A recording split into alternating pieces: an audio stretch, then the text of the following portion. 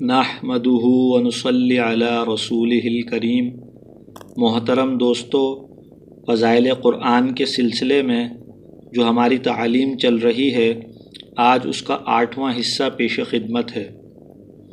آج ہم تعلیم میں احادیث شریف سنیں گے جس میں نماز کے اندر تلاوت قرآن کی مثال، اس امت کے لیے افتخار اور شرافت کیا چیز ہے، اور دلوں پر جب زنگ لگ جاتا ہے اس کی صفائی کی کیا صورت ہے، اور تلاوت قرآن دنیا میں نور اور آخرت میں ذخیرہ ہے۔ آئیے تعلیم سنتے ہیں۔ ابو ہریرہ رضی اللہ عنہ کہتے ہیں کہ حضور اقدس صلی اللہ علیہ وسلم نے فرمایا، کیا تم میں سے کوئی پسند کرتا ہے کہ جب گھر واپس آئے تو 3 اونٹنیاں حاملہ، بڑی اور موٹی اس کو مل جاویں؟ ہم نے عرض کیا کہ بے شک ضرور پسند کرتے ہیں۔ حضور صلی اللہ علیہ وسلم نے فرمایا کہ 3 آیتیں جن کو تم میں سے کوئی نماز میں پڑھ لے وہ 3 حاملہ، بڑی اور موٹی اونٹنیوں سے افضل ہیں۔ اس سے ملتا جلتا مضمون حدیث نمبر 3 میں گزر چکا ہے۔ اس حدیث شریف میں چونکہ نماز میں پڑھنے کا ذکر ہے اور وہ بغیر نماز کے پڑھنے سے افضل ہے، اس لیے تشبیہ حاملہ اونٹنیوں سے دی گئی، اس لیے کہ وہاں بھی 2 عبادتیں ہیں، نماز اور تلاوت۔ ایسے ہی یہاں بھی 2 چیزیں ہیں، اونٹنی اور اس کا حمل۔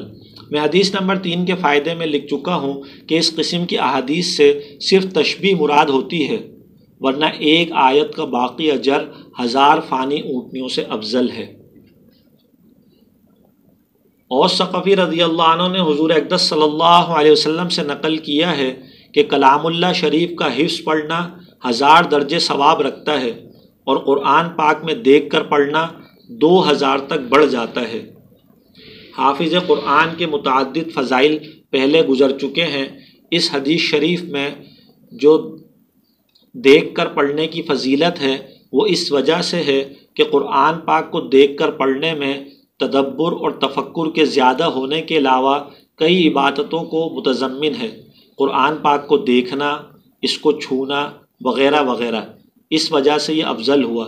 چونکہ روایات کا مفہوم مختلف ہے، اسی وجہ سے علماء نے اس میں اختلاف فرمایا ہے کہ کلام پاک کا حفظ پڑھنا افضل ہے یا دیکھ کر۔ ایک جماعت کی رائے ہے کہ حدیث بالا کی وجہ سے اور اس وجہ سے کہ اس میں غلط پڑھنے سے امن رہتا ہے، قرآن پاک پر نظر رہتی ہے، قرآن شریف کو دیکھ کر پڑھنا افضل ہے۔ دوسری جماعت دوسری روایت کی وجہ سے اور اس وجہ سے کہ حفظ پڑھنا زیادتی خشوع کا سبب ہوتا ہے، ریا سے دور ہوتا ہے، اور نیز نبی کریم صلی اللہ علیہ وسلم کی عادت شریفہ حفظ پڑھنے کی تھی، حفظ کو ترجیح دیتی ہے۔ امام نووی رحمۃ اللہ علیہ نے اس میں یہ فیصلہ کیا ہے کہ فضیلت آدمیوں کے لحاظ سے مختلف ہے۔ بعض کے لیے دیکھ کر پڑھنا افضل ہے جس کو اس میں تدبر و تفکر زیادہ حاصل ہوتا ہو، اور جس کو حفظ میں تدبر زیادہ حاصل ہوتا ہو اس کے لیے حفظ پڑھنا افضل ہے۔ حافظ رحمۃ اللہ علیہ نے بھی فتح الباری میں اس تفصیل کو پسند کیا ہے۔ کہا جاتا ہے کہ حضرت عثمان رضی اللہ عنہ کے پاس کثرت تلاوت کی وجہ سے 2 کلام مجید پھٹے تھے۔ عمر بن میمون رحمۃ اللہ علیہ نے شرح احیاء میں نقل کیا ہے کہ جو شخص صبح کی نماز پڑھ کر قرآن مجید کھولے اور بقدر 100 آیات کے پڑھ لے تو تمام دنیا کے بقدر اس کا ثواب لکھا جاتا ہے۔ قرآن شریف کا دیکھ کر پڑھنا نگاہ کے لیے مفید بتلایا جاتا ہے۔ ابو عبیدہ رضی اللہ عنہ نے حدیث مسلسل نقل کی ہے جس میں ہر راوی نے کہا کہ مجھے آنکھوں کی شکایت تھی تو استاد نے قرآن شریف دیکھ کر پڑھنے کو بتلایا۔ حضرت امام شافعی رحمۃ اللہ علیہ بسا اوقات عشاء کے بعد قرآن شریف کھولتے تھے اور صبح کی نماز کے وقت بند کرتے تھے۔ عبداللہ بن عمر رضی اللہ عنہ نے حضور اکرم صلی اللہ علیہ وسلم سے نقل کیا ہے کہ دلوں کو بھی زنگ لگ جاتا ہے جیسا کہ لوہے کو پانی لگنے سے زنگ لگتا ہے۔ پوچھا گیا کہ حضور ان کی صفائی کی کیا صورت ہے؟ آپ صلی اللہ علیہ وسلم نے فرمایا کہ موت کو اکثر یاد کرنا اور قرآن پاک کی تلاوت کرنا، یعنی گناہوں کی کثرت اور اللہ کی یاد سے غفلت کی وجہ سے دلوں پر بھی زنگ لگ جاتا ہے، جیسا کہ لوہے کو پانی لگ جانے سے زنگ لگ جاتا ہے۔ اور کلام پاک کی تلاوت اور موت کی یاد ان کے لیے سیقل کا کام دیتا ہے۔ دل کی مثال ایک آئینے کی سی ہے، جس قدر وہ دھندلا ہوگا معرفت کا انعکاس اس میں کم ہوگا، اور جس قدر صاف اور شفاف ہوگا اسی قدر اس میں معرفت کا انعکاس واضح ہوگا۔ اس لیے آدمی جس قدر معاصی شہوانیہ یا شیطانیہ میں مبتلا ہوگا اسی قدر معرفت سے دور ہوگا، اور اسی آئینے کے صاف کرنے کے لیے مشائخ سلوک ریاضات و مجاہدات، اذکار و اشغال تلقین فرماتے ہیں۔ احادیث میں وارد ہوا ہے کہ جب بندہ گناہ کرتا ہے تو ایک سیاہ نقطہ اس کے قلب میں پڑ جاتا ہے، اگر وہ سچی توبہ کر لیتا ہے تو وہ نقطہ زائل ہو جاتا ہے، اور اگر دوسرا گناہ کر لیتا ہے تو دوسرا نقطہ پیدا ہو جاتا ہے۔ اسی طرح اگر گناہوں میں بڑھتا رہتا ہے تو شدہ شدہ ان نقطوں کی کثرت سے دل بالکل سیاہ ہو جاتا ہے، پھر اس قلب میں خیر کی رغبت ہی نہیں رہتی بلکہ شر ہی کی طرف مائل ہوتا ہے۔ اللہم احفظنا منہ۔ اسی کی طرف قرآن پاک کی اس آیت میں اشارہ ہے، سورہ تطفیف، کلا بل ران علی قلوبہم ما کانوا یکسبون، بے شک ان کے قلوب پر زنگ جما دیا ان کی بداعمالیوں نے۔ ایک حدیث میں آتا ہے کہ حضور اقدس صلی اللہ علیہ وسلم نے ارشاد فرمایا کہ دو واعظ چھوڑتا ہوں، ایک بولنے والا، دوسرا خاموش۔ بولنے والا قرآن شریف ہے اور خاموش موت کی یاد۔ حضور صلی اللہ علیہ وسلم کا ارشاد سر آنکھوں پر، مگر واعظ تو اس کے لیے ہو جو نصیحت قبول کرے، نصیحت کی ضرورت سمجھے۔ جہاں سرے سے دین ہی بیکار ہو، ترقی کی راہ میں مانے ہو، وہاں نصیحت کی ضرورت کسے، اور نصیحت کرے گی کیا؟ حسن بصری کہتے ہیں کہ پہلے لوگ قرآن شریف کو اللہ کا فرمان سمجھتے تھے، رات بھر اس میں غور و تدبر کرتے تھے اور دن کو اس پر عمل کرتے تھے، اور تم لوگ اس کے حروف اور زبر زیر تو بہت درست کرتے ہو مگر اس کو فرمان شاہی نہیں سمجھتے اور اس میں غور و تدبر نہیں کرتے۔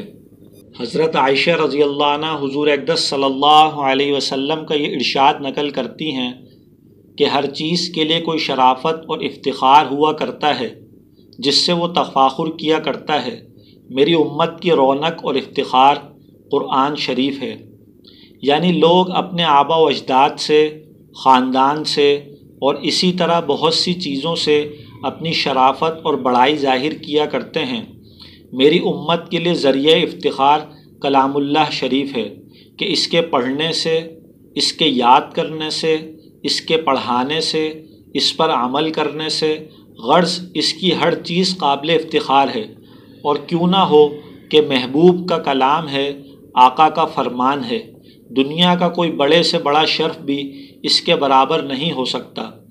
نیز دنیا کے جس قدر کمالات ہیں وہ آج نہیں تو کل زائل ہونے والے ہیں، لیکن کلام پاک کا شرف و کمال دائمی ہے، کبھی ختم ہونے والا نہیں ہے۔ قرآن شریف کے چھوٹے چھوٹے اوصاف بھی ایسے ہیں کہ افتخار کے لیے ان میں کا ہر ایک کافی ہے، چہ جائے کہ اس میں وہ سب اوصاف کامل طور پر پائے جاتے ہیں۔